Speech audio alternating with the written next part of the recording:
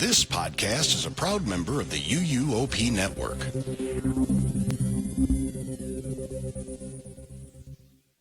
Are you ready to go the distance with Tricia's Disney pick? Or will Melinda deliver a Jurassic-sized knockout punch with her universal choice on this episode of Theme Park Throwdown?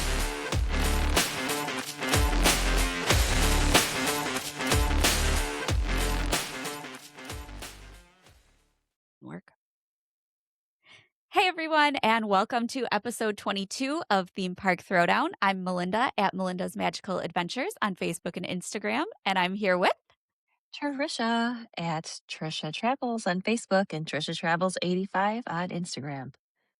Hello everybody. How are you doing this week? It's been a crazy couple days for both me and Tricia, so we are looking forward to just sitting down and having some good quality battles tonight.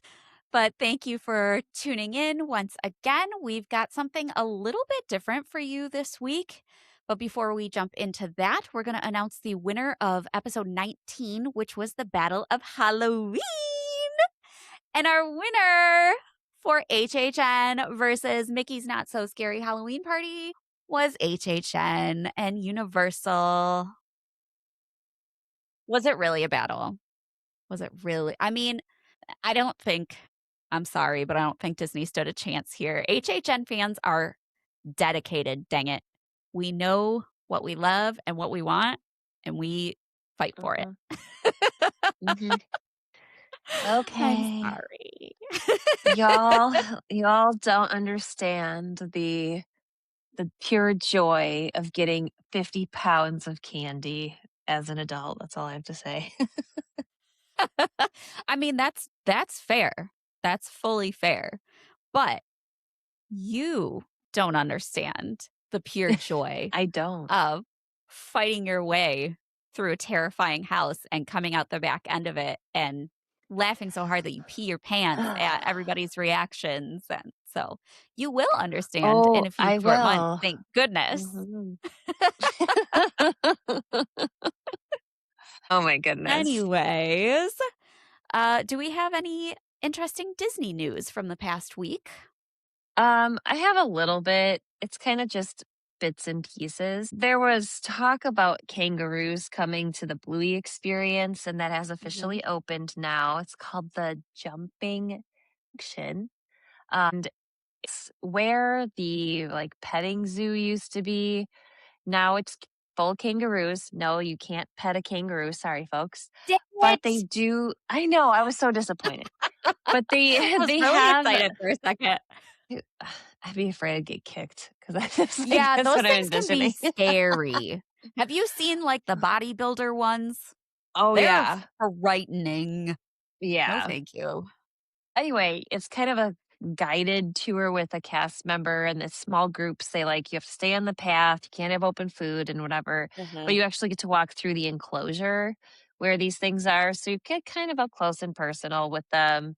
You just no touching.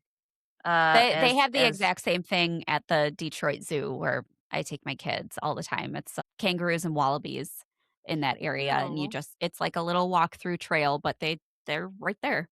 There's nothing between you and them. So it's a little petrifying sometimes.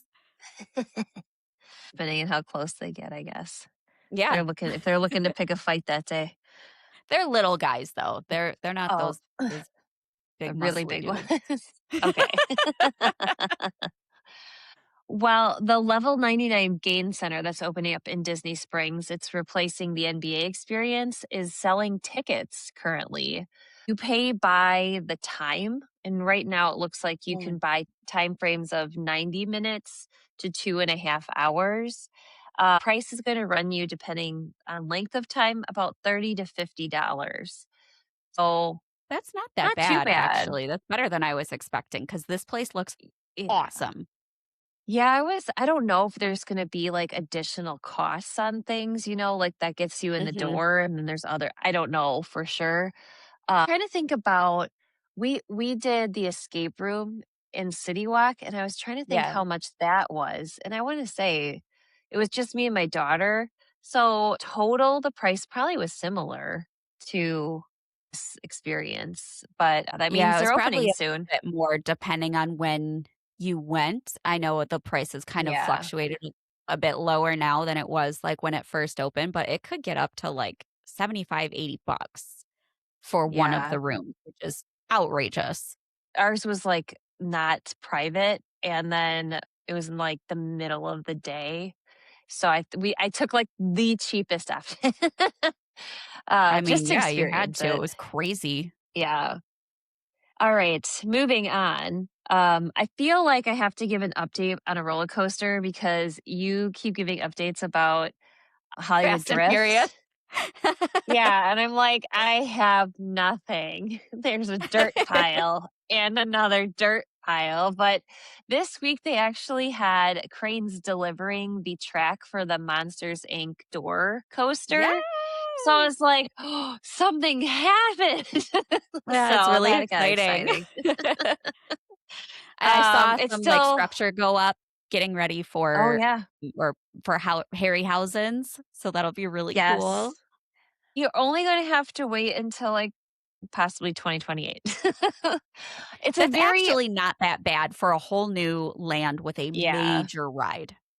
Considering how I'm sorry, Disney's never going to live down Tron and how long that took. Oh, no. No, no. I will say they said it'll open sometime between 2027 and 2028, and I was like, "Well, that's next year." It could be like Yeah, December 31st, but, it it's could, but exciting. They're moving. yeah. That's the important thing. And speaking of new things coming, the boardwalk sadly had closed Jelly Rolls, which was the dueling piano, location. Mhm. However, it is opening a new speakeasy of sorts. During the day, the Ooh. Hurly Burly Jazz Club will be providing family friendly activities like trivia. Oh, And nice. then in the evening, it'll convert over to more of like a singing lounge with alcoholic drinks for people 21 and over. Honestly, this reminded me a lot of the lounges on Disney Cruise Line That's what I where was they gonna have say. like 1 or 2, like, family-friendly lounges that were family-friendly all day long, and then there were some that allowed kids during the day for experience, like, activities, but then in the evenings, usually, like, typically after dinner, so, like, 8 p.m., then it converted over to 21 and older. So, I think it's interesting they're taking a Disney Cruise Line approach to this, but also really smart Yeah, because I haven't heard bad things about people using the lounges on cruises. So right. I'm hoping that this is like a really positive experience for folks. The other thing too that's coming to the boardwalk is Basin. They already have 2 of these on site. Like there's Yeah, one at the why are they Grand doing that? Floridian, there's one at Disney. I don't know. They must have some sort of contract with Basin. They have to, because that's Like excessive. who's buying soap? Like come on people. Yeah. But anyway, so if you need soap, Basin will be Okay. opening. I guess then the one nice thing is that it's opening the storefront, so it's going to be more lively. We were there shortly after they reopened from COVID, and it was like there's Dead. one other person, like the whole Yeah. area. It was just, it was just very odd. So I'm glad that that's coming back. And finally, the biggest news, which I have a bit of a beef with, and I don't know who else is going to feel this way. But Uh-oh. Disney Springs has updated its transportation Oh, yes. This has regulations. caused So a bit of an now, uproar. yeah. So both the water taxis that are coming from Port Orleans and what else? Saratoga, Saratoga. is that right? Mhm. And Yeah. Old Key West, you have to have a resort stay or a reservation confirmed or some sort of like resort function. Maybe you're doing like mosaic tiles or whatever in Mm. order to now either use the boat service to and from Disney Springs or the buses, the resort buses in Disney Springs. And I trialed this for a very short period of time around spring break. I didn't really hear Yeah. anything about it, but now it is a permanent thing. Here's my beef with it, okay? I generally stay on site. Mhm. However, we will be visiting Universal in September. And because I can only spend so many days getting my pants scared off, I am going to one of the Mickey's Not So Scary parties because I'm going to prove to you all that Disney is better at Halloween. No, no, no, no, no, no, uh, no. Yeah, good luck. but I was thinking that, like maybe what I would do is get a lift because I'm not going to have my own vehicle from Universal to Disney Springs. I could tootle around for a little bit because we can't get into the parks until 4 o'clock with the Right. party ticket. And, just to see if there's something I wanted to get from a store or whatever. And then I was like, oh, I'll just take a bus to the Contemporary and I'll walk from the Contemporary to the Magic Kingdom. Well, now I can't do that because I'm not staying on site.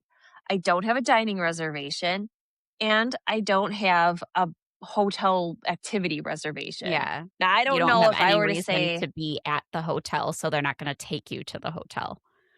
and I doubt I could argue my way on and be like, hey, look at my receipt. Like, I literally just got dropped off here from Universal. There's no car parked here. Like, I don't Yeah. think I could argue my way on. So I'm like, well, I guess Disney's lost out on any sales they would have had for me at Disney Springs because now I'll just go directly to either the Contemporary. Probably not, though, because they seem to be cracking down on that. So unfortunately, I'll have to get on the TTC at the TTC and the monorail and take that all the way to the Magic Kingdom Yeah. because, that's They're the only cracking down downside. on people going to the Contemporary, taking the monorail over or walking over, because They don't want that's what I do. yeah, they've I mean, been I would lately understand why they don't want people to do it, but it sucks well, because they do it all the lately, time. I don't know, with it being a ride share, I might have better luck, but a lot of Yeah. times, like, people who drive their own car, they're, like, getting turned away unless they have a reservation. They're like, "No, you can't shop here, you can't park here to Yeah. shop." Because I think I'd be curious to know how big of a deal is it that people are trying to park like illegally Right. on Disney property? Right. I don't know, but apparently it must be a really big deal because they're doing all this stuff now. So, Well, and it's crazy to hear from Disney because typically between the two, Universal is the ones that they're always, really racking up the rates on parking. I mean, you look at yeah, staying at the hotels and paying to park on site at the hotels if you're a guest is crazy. It's like $30 a night. yeah, And Disney doesn't do that. So I'm wondering if this is going to be a new era of price hikes I, or implementing I, fees for parking and yeah, things like that. I mean, I I have I no guess that I idea. would rather they have gone this route than starting to charge for parking at Disney Springs, which they very well could have just done, but it definitely sucks. Yeah. I, I mean, maybe they're trying to avoid having to charge for parking. Maybe Yeah, I that's think they why they're are. taking I this I think route. it also would probably be a bigger deal to have to implement that, like Yeah, you'd have staffing-wise and to, stuff like that. yeah, Yeah. yeah. But for those of us who aren't trying to game the system, but know how to use the system, Yeah. it's a little frustrating and it can be somewhat limiting. And, Yeah. I think that this is really, I mean, I was the kind of person we would typically end up at Disney Springs at least for a couple of hours on every trip that we took. And it was, Same. usually it was like on a day we were either departing, depending on when we were leaving or when we were coming in, or if we just had a day where we were like, we only want to do a half day and then we need to be out in the parks just to take a break from people. Um, it also forces people to have to stay on site, and sometimes that's just not a feasible option. Yeah. So I don't know. Stand for sure. I'll just say Well, this: that's shame fun. on all you who wrecked this for everybody else. This is why we can't have nice things. I get it. I get it for sure. I mean, especially since it's been that way for so long, you've been used to doing it that way for so long, and now it's this big change up. But it's unfortunate because it really does throw a wrench in things. Like now you have to completely change your plan for that day. Like you said, if there was something that you wanted to get at Disney Springs or whatever, or a restaurant that you wanted to try or something new you wanted to check out, since you're not able to get down there as often as you would like, that really sucks. Mhm. So All I get right, it. tell us something less sucky. Well, I don't know if this is or not. Men in Black Alien Attack has reopened after its refurbishment. It was down for a little over 2 weeks, and it has reopened to some interesting, not so great reviews, with a lot of people saying that what they were hoping to get out of this refurbishment was some improvements with like the targeting systems with the lasers. And it now seems to be maybe even worse.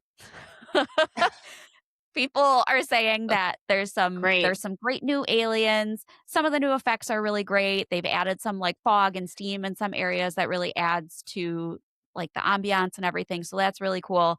But it seems like the laser pointers are kind of even more glitchy and all the targeting is off. And so it seems like, you know, they're going to need to do some more work. And we've all known this for years now. It's due for some sort of refurbishment over a lengthy period of time where they really kind of do some overhauling.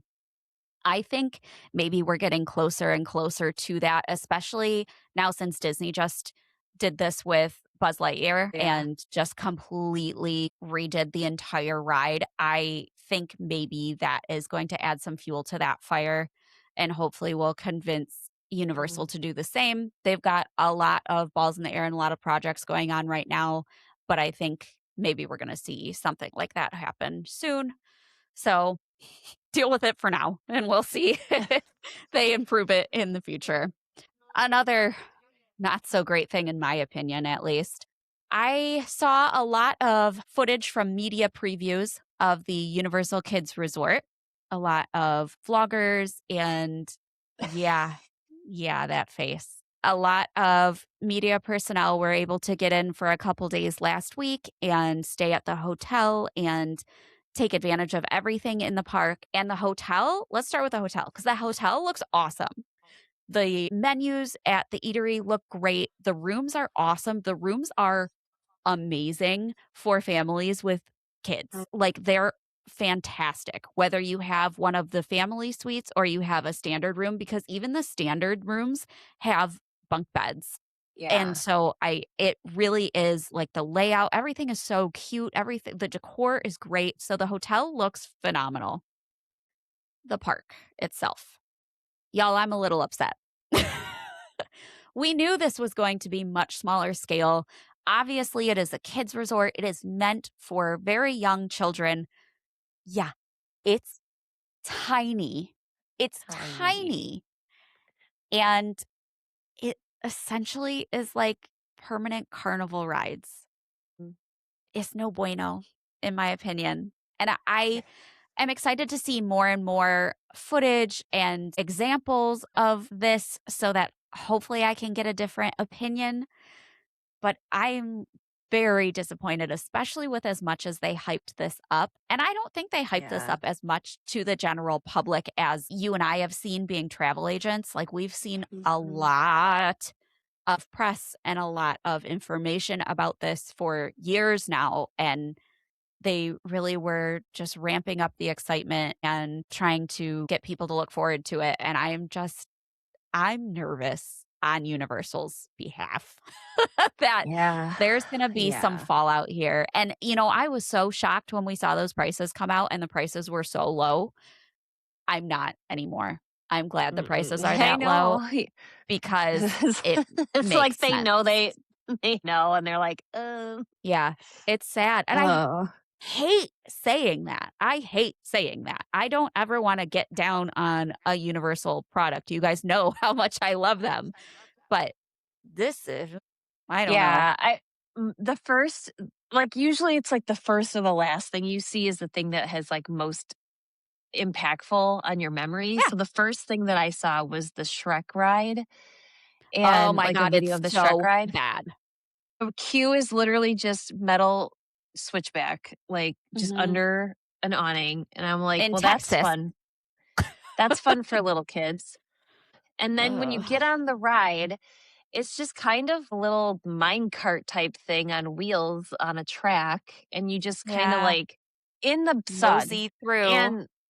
And it's just two-dimensional cardboard cutout type It is. decor.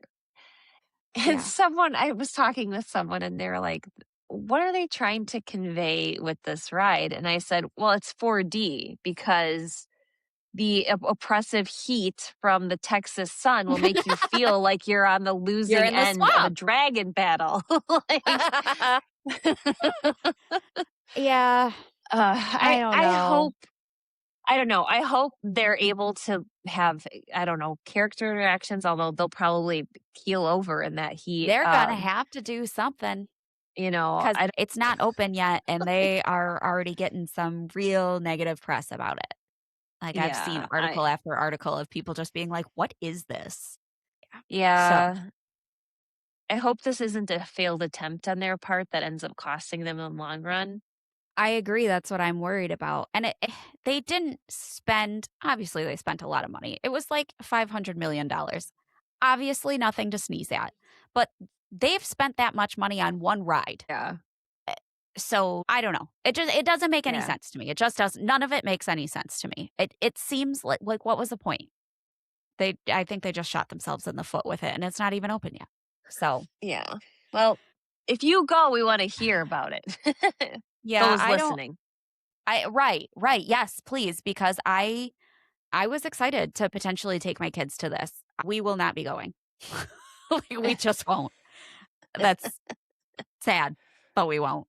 It would be a gigantic waste of money to get my butt all the way down to Texas, and there's a reason why they're, like, harping on selling 1 day or 1.5 day tickets Yeah. because you don't want more than that there, unfortunately. So, more, in my opinion, kind of unfortunate news. There are walls up in City Walk now for Luke Combs' Category 10 bar, which is Mm. right in front of Big Fire Grill.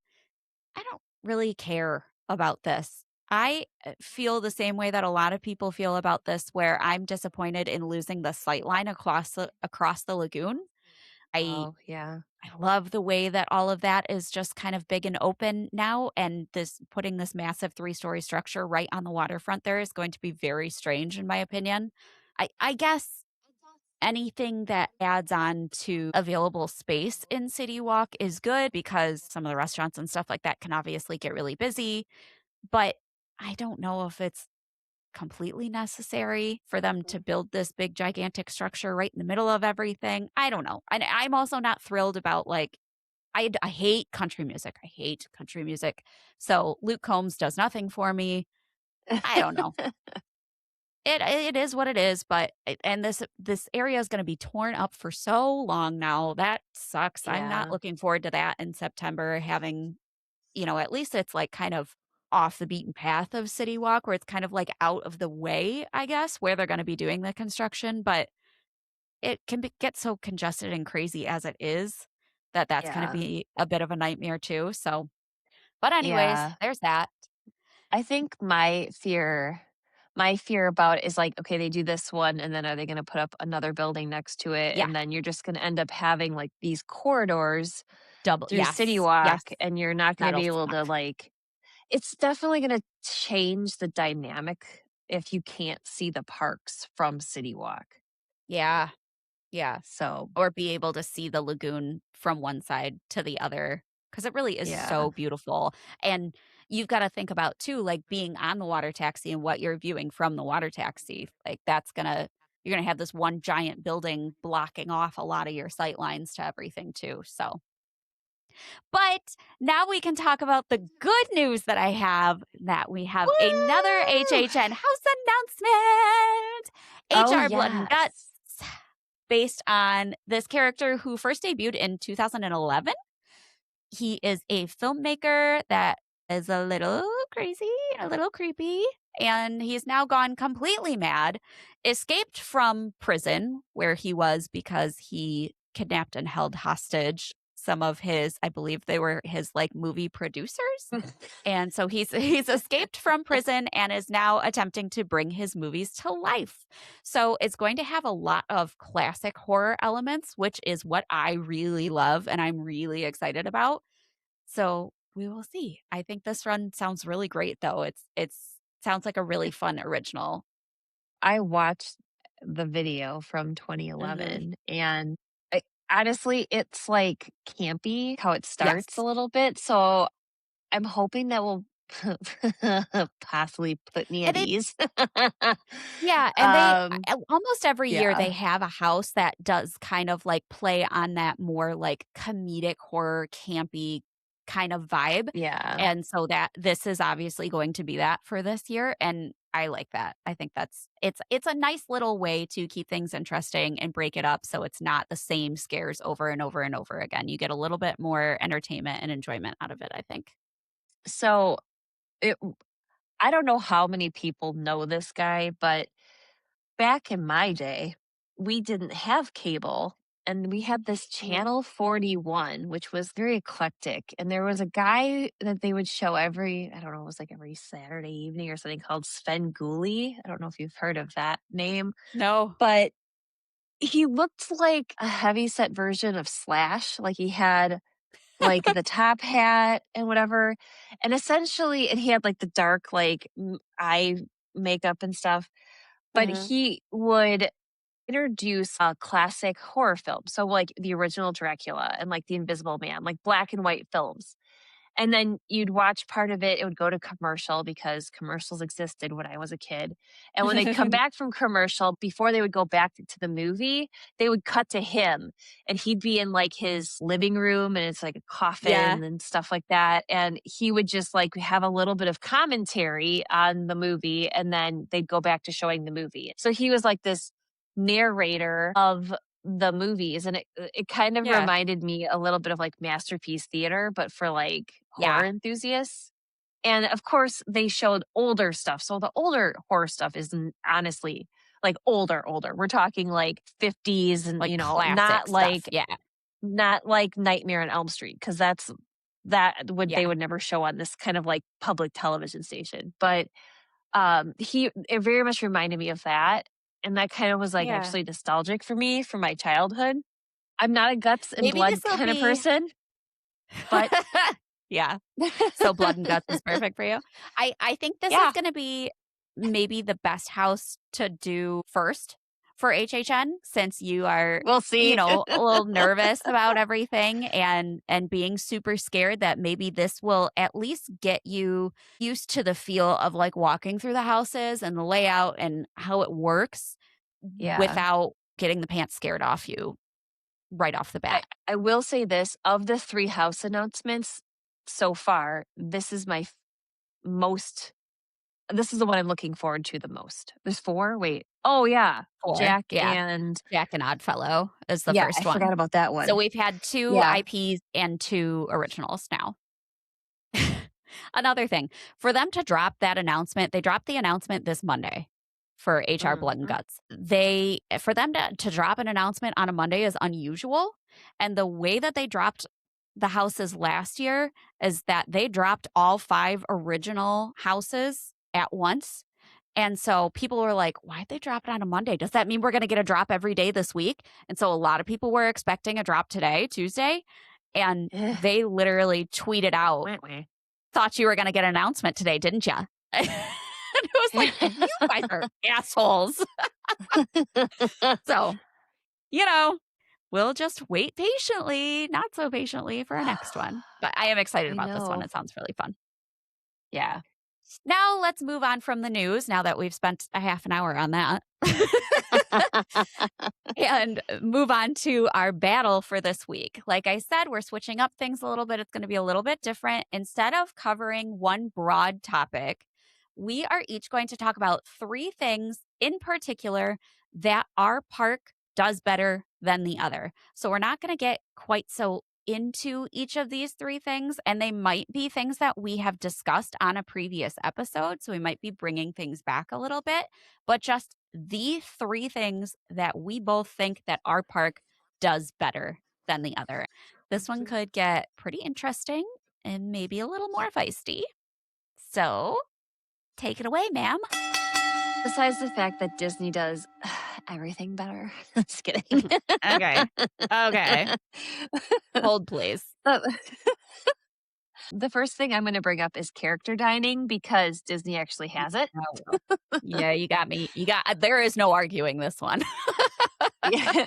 I mean, occasionally you can dine with some superheroes or the Grinch. I will say, I think the Grinch breakfast, if depending on, if they time things well for the guests, could be probably one of the top character dining experiences amongst both parks, but it's only Yeah, during the holidays.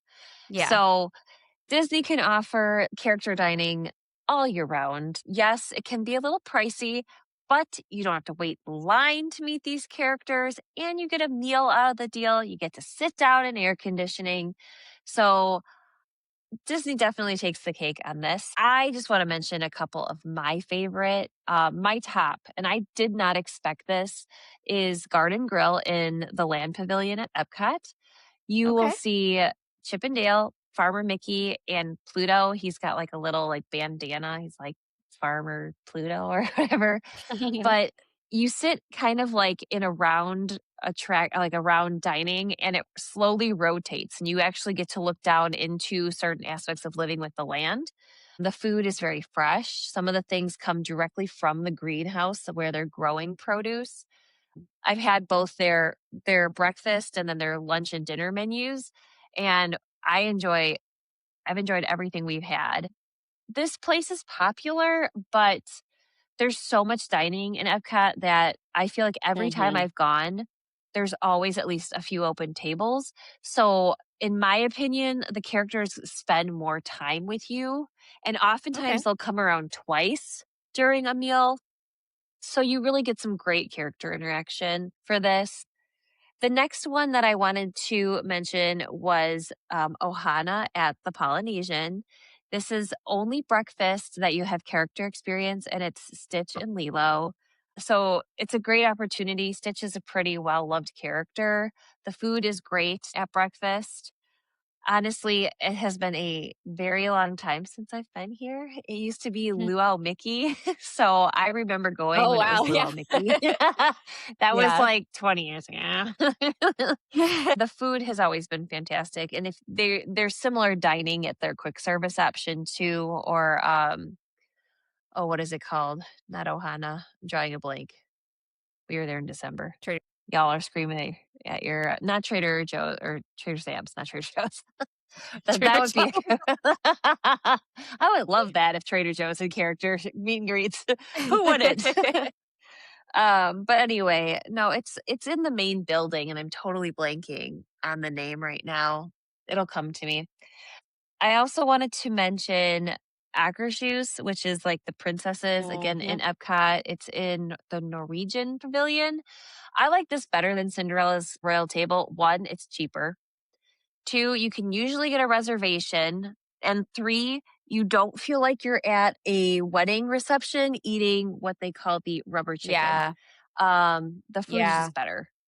So if you're gonna go for the princesses, I would say go to Akershoes over Cinderella's Royal Table.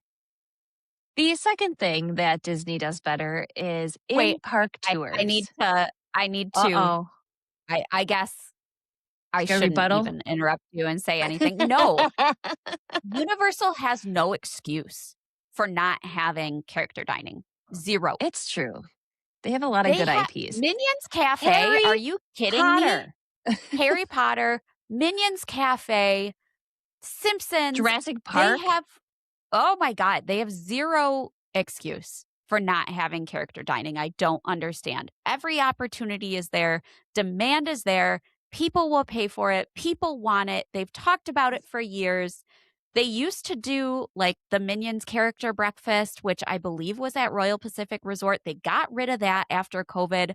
The only thing they have now is the superhero dining at Cafe 4, which nobody wants to go to.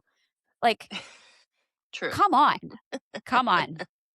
There is no excuse. There is no battle here. You have absolutely 100% won that round. Okay. All right. So my second topic is in-park tours. Yes, there's an additional cost to these. However, I appreciate that Disney wants to share a little bit of behind the magic. I know that Universal has some like kind of impromptu ones, like the immigration tour at Men in Black, but these are tours that are guaranteed. Like Yeah. when you get your, your reservation for this, you're going to get to see things that not many other people get to see.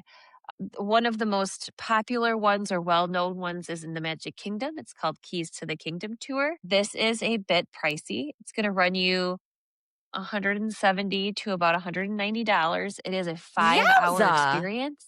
Yeah. Oh, okay. Okay. Well, You all do right. get you do get a lunch with this, and you also get like the VIP experience of getting on an attraction as well, as One part of this. one You get free attraction food. in 5 hours? Okay. I can guarantee one attraction. Okay, Okay. moving on. Let's look at some more No, cost wait. affordable ones. Do you have to buy a park ticket on top of that, I'm assuming? Oh, good lord. Moving on. Okay. Yes, you do, and Okay. that does increase your cost for the day. But if you are really into Disney history or park history, this is a really good option for you. One day I want to do this just to experience it. I can't justify the cost right now. There is an age limit too, and unfortunately, my daughter is too young. I believe it's 16. My daughter's too Oh, young for this tour because it's a long tour. You're walking quite a bit. You're on your feet. They don't want whiny kids ruining it for everybody else. So, something to be aware of. okay. However, there are a couple of tours that I have done with my daughter that are only an hour long, so it's not eating away at a huge portion of your day. They're more cost efficient. And the first one is the Behind the Seeds tour. This will run Uh, you about $40 to $50, depending on popularity. But you get to go into the greenhouses. There's some interactive pieces that if you want to experience it, you'll have to get the tour tickets. But I thoroughly enjoyed this.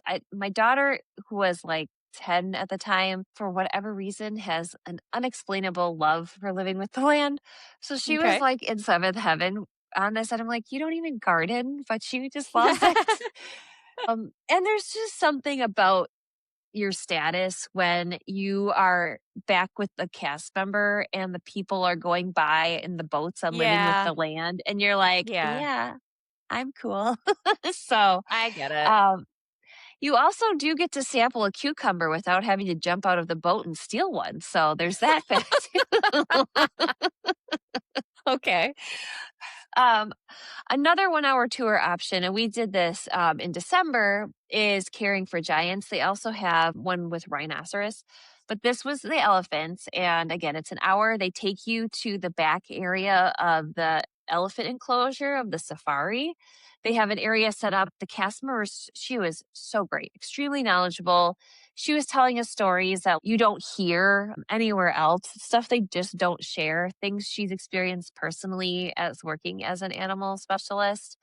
They had some like educational things set up, and she was kind of explaining that like in Africa, elephants will get into farmland and destroy crops. And to prevent the elephants from being killed by humans because they don't want their crops destroyed, they have found that elephants don't like bees. So they put all these Oh, bee yeah. houses around cropland, and that it dissuades the elephants from going into that area. And then the farmers, one, aren't killing the elephants, and two, their crops are saved. So it's just stuff like that. Mhm. And it was really informative. I found it really entertaining. The one thing you have to be mindful of is that these are live animals. They're not trained. So if they're off in a different part of the enclosure, you might not get the best view. We were really lucky. At first, there was nothing by us. The day we did the tour was December 13th. That's my daughter's birthday. And one of the baby elephants also has a birthday on December 13th. And that was the elephant that Aw, walked into the area. So we have a picture of my daughter with that elephant in the background, and she's just like, that's "We share so a birthday." cute. So, Oh, I love it was that. it was a magical moment for me. So, I Yeah. have to say that I enjoyed that. But if you're looking for a little bit of a walk on the wild side, you can check out the Wild Africa Trek. This is very pricey. Okay. Not going to lie. It's a 3-hour tour. You have to be very sure footed. You have to be older for this as well.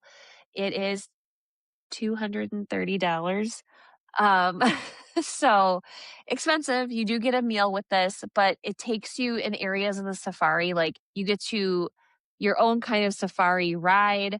They have a rope bridge that goes over the crocodile enclosure. So you get to like walk over crocodiles if you're looking for that. Yes, I want to do this. Yes, I know that's an insane thing to say, but it just Oh looks no, like I'm with something you. that would be very, I don't know, like a once in a lifetime thing that I would likely Yeah, do just because the cost is so high. sure. Someday. So I don't know. What are your thoughts on that? How does the immigration tour compare? I okay, stop it. First of all, you don't pay for that.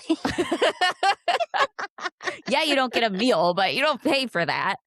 Um, but Universal doesn't really offer anything like that other than, again, during the holidays, they do the holiday tour. Well, they'll have a guide come and take you around and show you all of the holiday things. So you spend a lot of time in Seuss Landing, but you spend some time in Hogwarts and seeing all the Christmas decorations and stuff like that. So it is a nice tour. You do have some of those like VIP aspects to it. So that's really fun. Other than that, I don't think they do, besides like RIP tours at Halloween Horror Nights, which is a completely different animal. They don't really do Yeah, anything like this at Universal unless you're just doing a VIP tour of the parks, which is incredible. Universal's VIP tours are top notch, but I yeah, I guess I don't really have anything much to say about that either. Dang it. that's right. Anyway, Oh, stop it. You just all right. just just hold on a few minutes, all right? Finish up I your know. no. I know. I'm going to be sweating here. All right, Yeah, you are. my last category is photo pass or memory maker. Yes, both parks offer something similar in terms of getting your photos taken. However, Universal's is very disappointing. There aren't a lot of options. Getting your photos is kind of a pain in the arse, to It say the is. least. I Um, cannot I argue with that either.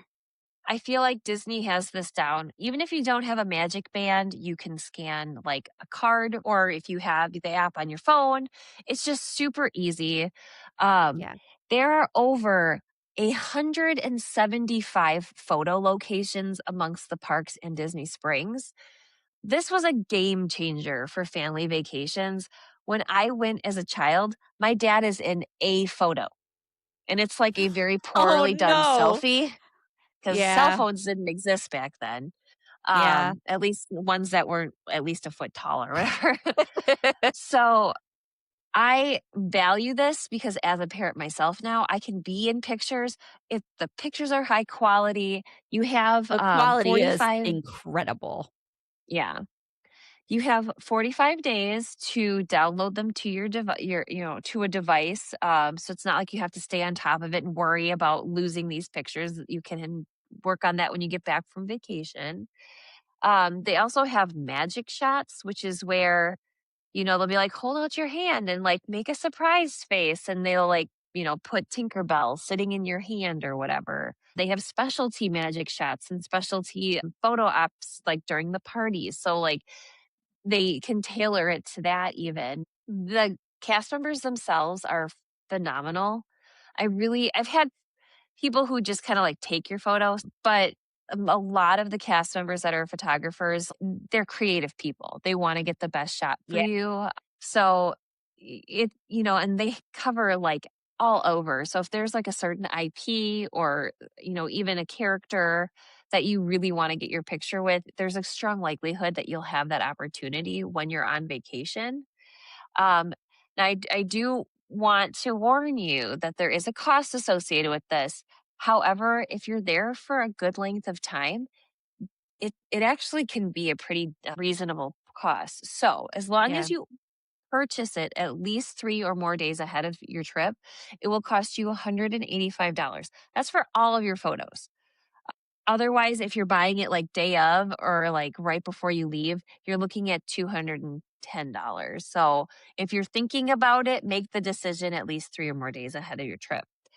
The other thing is that you can buy single day, but that's $85 for a single day. So if you're going to be there literally like more than 2 or 3 days, just get the multi-day one because then you can use it. The other thing too is if you are in a group, only one person needs to have this. And as Yeah. long as they're linked to you, if you're the one that has it, you're not going to have that watermark in the photo. I have like we were down there and I had a friend who had it and I didn't because I was just a solo trip for myself. So when we were taking pictures together, she was able to download and send those to me so that I had those pictures as well. So it's a Yeah. way if you're, especially if you're going like as a big family or like multiple families, you could even split the cost if like one person gets it and then shares with everybody. There's ways to make it affordable. But, everyone says like you don't need it, and it's true. The cast members now are taking your personal devices again and taking photos, but there's such an ease to this experience that I highly recommend that you budget it into your vacation. So, Yeah. mic drop. I agree. I do agree with you on this one too, unfortunately. Universal's Photo Pass is great to have, especially if you're an annual pass holder because you get a 30% discount on the annual photo pass if you do this. So it ends up only being like $120 or something like that for the entire year, which is fantastic. And you get all of your ride photos plus all the photos from the photographers in the park. They have been getting better over the past couple years about adding more of those photo spots in the park. So I have definitely been taking advantage of that on my trips, but I really wish that they would have as many as Disney. Disney, it feels like everywhere you turn, there is somebody who is standing there who is an excellent photographer, who has poses in mind for you, who is excited about getting these great shots and knows the right angles and knows the right lighting. I've had some really great experiences with Universal PhotoPass, but I also have gotten some shots where it's like, who took this and what kind of camera were they using? Because this is god awful. So it can be disappointing. It's definitely not at the level that Disney's is, but I still think it's worth it for Universal goers as well. Yeah. I would agree that anything where you can have family photos is worth it. Even if you're Yeah. traveling by yourself, it's selfies can Oh, only do heck so yeah. much. So, yeah. I spent a lot of time on my last Disney trip taking a lot of magic shots and doing a lot of the different it's also great for character meet and greets. Yeah. So like you said, they can use your phone. So like maybe the cast member can take a video on your phone at the same time as you're getting the shots from the photographer on their camera. And so it's kind of a Yeah. nice way to get a lot of footage at once. So Yeah. And I do want to say too that annual pass holders for Disney, I know you're going to be talking about it, but you can also have it added too. So it's not like it's only available for people who have the Magic Your Way tickets. mhm. And as far as the magic shots go, make sure you ask because sometimes, like the more Yeah. novice photographers, or if they're just having an off day, they'll take your picture. But most of them have like at least a magic shot, and I like to get those. It's kind of like my They're goal is to cute. try and get all of them so that I can just, have them. Yeah, So, it's all fun. right, enough about Disney. Take it Yeah, away. let's move on, and I'm gonna start off with a bang with express passes. Cause really, there's no yeah, just go hide. Just go if you wanna just leave the room, I'll just sit here and talk all day about how easy it is to use express passes at Universal Studios and Islands of Adventure and Epic Universe and Volcano Bay. You are going to pay a little bit more for the passes at Universal unless you're staying at one of those signature hotels.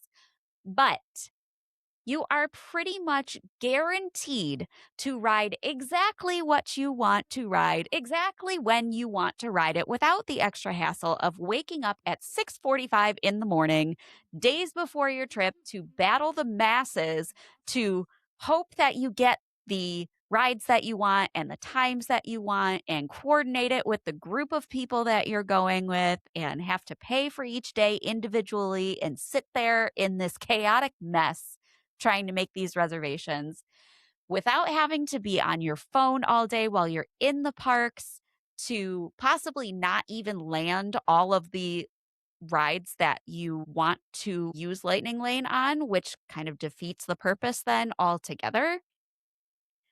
If you really want to compare apples to apples, you would have to compare Universal's Express Pass program to Disney's Premier Lightning Lane passes, because that is essentially the same thing, where you're paying one larger price for the day, but you're not having to book anything. You are just going through the Lightning Lane entrance, just like you do at Universal, where you just go through the Express Pass entrance.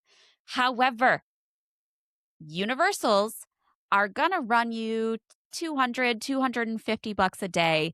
Disney's are going to be upwards of $500 a day per person. So, for the same experience. And Disney's sell out very often. This Premier Lightning Lane Pass sells out all the time at all the different parks. So It's to ensure that there's always like movement. The Lightning Lane, they don't want to oversell. You know what? I have a question for you. I wonder, let's see if you know the answer to this. The Premier Lightning Lane Pass, you buy it for one park. So if you have a park hopper ticket and you plan on going to another park, does that then transfer to the other park on the same day? Or do you have to buy it at both parks? I mean, the regular Lightning Lanes, you can. Here's a pro tip. We've done it where we'll start at a park that has the least cost regular Lightning Lane, and then we'll change we'll use like one, and then the other two that we booked ahead of time, we'll change to a different park, where if you would have started in that other park, it would have cost you more for the day. So like, yes, it does involve park hopping, but that's a good question. I'll do some research while you continue to belittle Disney. Yeah, I'm curious, but it's just so easy at Universal, along with a lot of other things. Comparing Universal and Disney, just a Universal trip in general is just easier. But Express passes, you have that pass, you scan that pass at the front of the line, and that's it. You go on whatever ride you want, whenever you want, with after July 1st, the exception of Hagrid's, unfortunately. But we're not getting into that again. So, yeah. Well, Premier Pass park hopping is not supported at Walt Disney World. Are you kidding me? You can achieve a similar effect by purchasing a multi-pass for your second park.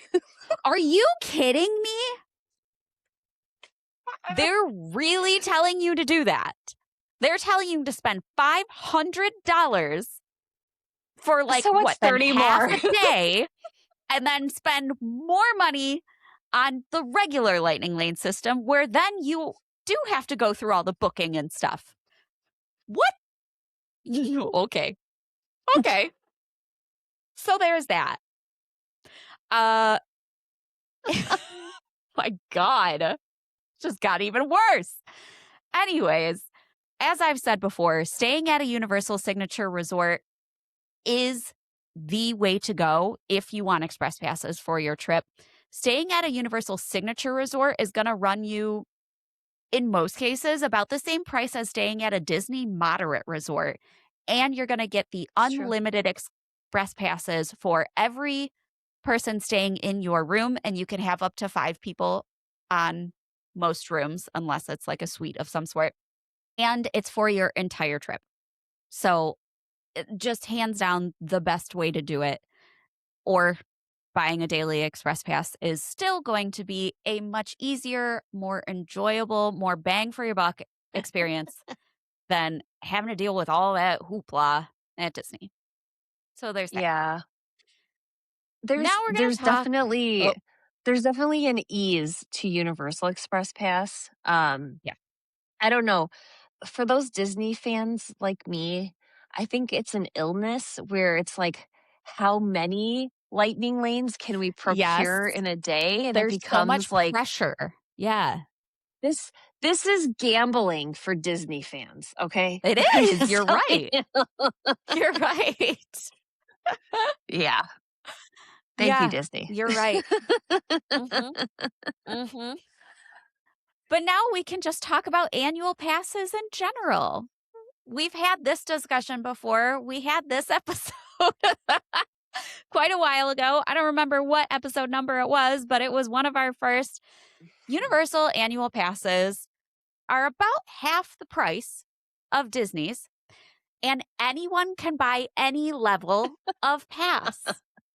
With I Disney do like World, if you that. are not a Florida resident, you're going to shell out $1,600 a year because that's the only level of annual pass that you can buy. At Universal, you can buy a seasonal pass for like $300 no matter where you live. Yeah, you're going to have blockout dates. Yeah, you're not going to have those food and merchandise discounts with that level of pass, but you're still going to be able to get into the park for the majority of the year for that price. So, Yeah. right there, no brainer. They also have Florida resident discounts. They commonly have promotions, usually once, if not twice a year, for 3 months free. So if you buy a whole year annual pass, you get 3 months free. I have gotten in the past where I got 6 months free. Like, I think this was like post COVID. They were really trying to push annual passes again. And so there was a time where I bought a year and got a half a year completely free, which was amazing. I think I got like 5 or 6 trips out of that pass. It was great. Wow. Yeah. Yeah, it was great. You'll get early park entry with any level pass. You get free parking. With the higher tier passes, the preferred and the premier tier passes, you get food and merchandise discounts. You get free HHN ticket, a free HHN ticket with the premier level. The hotel discounts, we have discussed this before, are just stupid. You can get like 40% off Cabana Bay stays. It's crazy. You can get dockside and surfside for $70, $80 a night with the AP hotel discounts. There is no downside. There's really just not.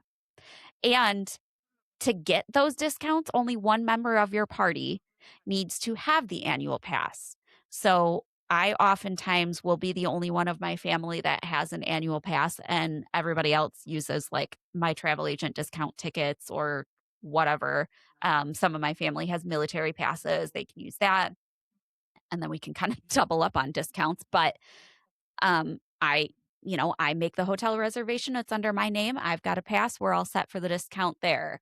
They can scan my pass for all the food and merchandise and stuff. I get all the discounts there. So it's, again, just easy to use. You don't have to make reservations at Universal if you have an annual pass. The only blip I'm going to say with this right now is Epic tickets. And at Yeah. that, even though you can't get into Epic and you still have to buy the individual day tickets if you're an annual pass holder, they now have pretty steeply discounted Epic single day tickets for pass holders, making most of the days, not most of the days, but probably half the days now, $90 to get into Epic, which compared to regular one day tickets is awesome. Honestly, Yeah. that decrease in price, I wasn't planning on going to Epic at all for the trip that we have coming up in September, and that's changed, and now I'm spending 2 days in Epic because we can get really great discounts now with the APs. So that's what I'm doing. But again, just everything is just easier at Universal. So I annual mean, passes are great. you can get 40% off resorts as an annual pass holder in Disney. And Okay. that's all. Resorts that are more expensive to begin with anyways.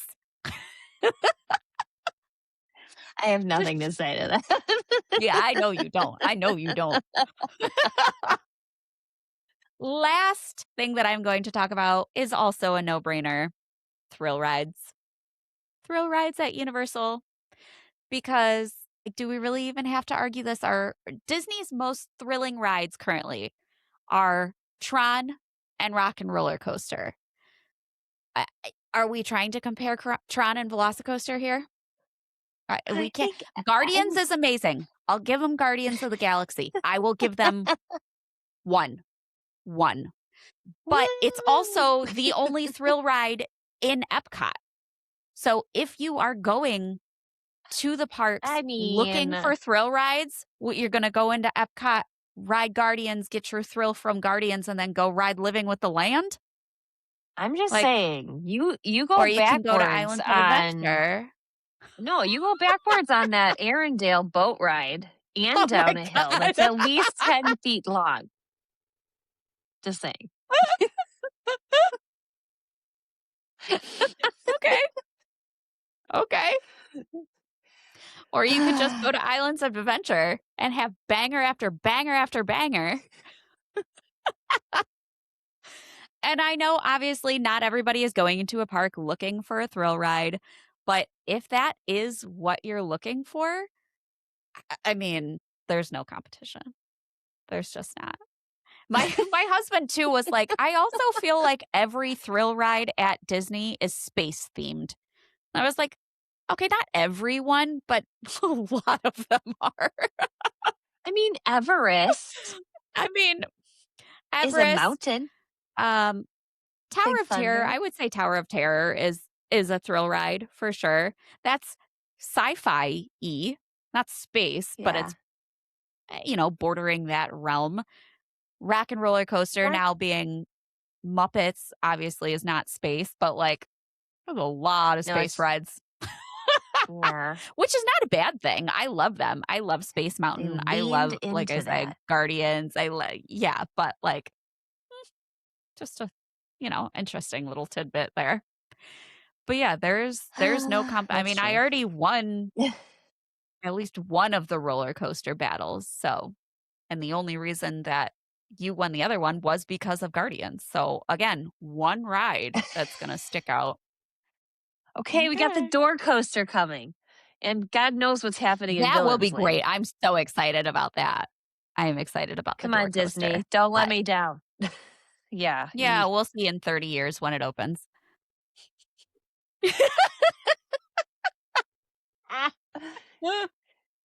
I mean, that's Yeah, fair. well. I Okay, mean, that's the, legitimate. Definitely like, better listen, thrill.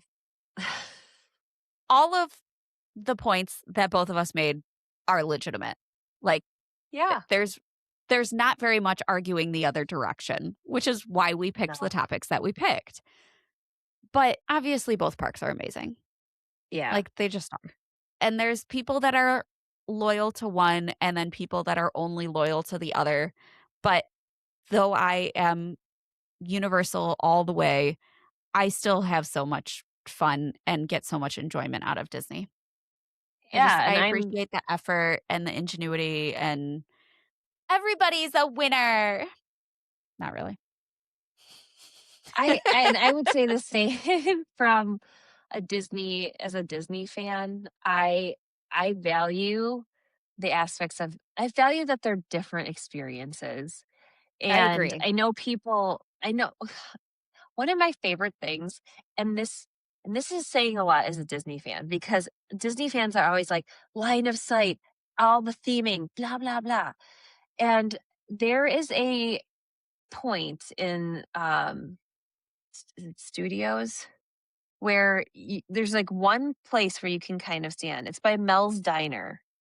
You can see like the highest points of different areas. And Yeah. yes, it doesn't look like it isn't siloed where like when you're in Toy Story Land and you can only, but I loved like that's one of my favorite views of Universal because to me it's like a living pop-up book is what you're looking at, Yeah. and it's That's a like cute way of exciting because thinking of it. you get to see like they call it so in the Disney parks they say there's a don't like it's called a weenie and this is a whole thing where like when Walt would come home late. He'd eat cold hot dogs right out of the refrigerator, and he had a dog, and the dog would just watch this like hot dog as he was eating it. So that made Walt realize that each park needed to have like a central focal point. So like in Magic Kingdom, it's the castle. And I love that like in Universal, like each area of Universal has its own like little mini weenie, cocktail weenie. I don't know what you want to call it, but I love that view. So if you guys are in Universal Studios, go by Mel's, look out over the water, and just take that view in. Anyway, okay, we should wrap this up. Yeah, I don't even know what to say now. Anyways, like we said, there's great things about both of the parks, and we love them both dearly, but some aspects are just better than others. It's true. So you guys have to vote. You guys let us know. Yeah, you guys got to let us know what you think about the things that we said and what are some things that we should have talked about. What are your 3 topics that you would pick that are the best parts of Disney or the best parts of Universal? Because, I mean, I could make a list a mile long about why Universal is so much better than Disney, but I'm curious what everybody else thinks. Okay. Whatever you say. Anyways, make sure you vote in our Who Won poll, and we will see you guys next week. Thanks for tuning in. Bye. Thanks for tuning in to this week's battle. Now it's time to let us know what you think. Vote in our Who Won weekly poll on Instagram and Facebook. You can find us at Theme Park Throwdown everywhere. You can also watch video recordings of all of our episodes on our YouTube channel. Just search Theme Park Throwdown. If you're planning your next vacation, we're here to help. Go to portkeyvacations.com and fill out a quote request form, and be sure to request either Melinda or Tricia to be your advisor. Finally, make sure you check out our family of podcasts on the UUOP network.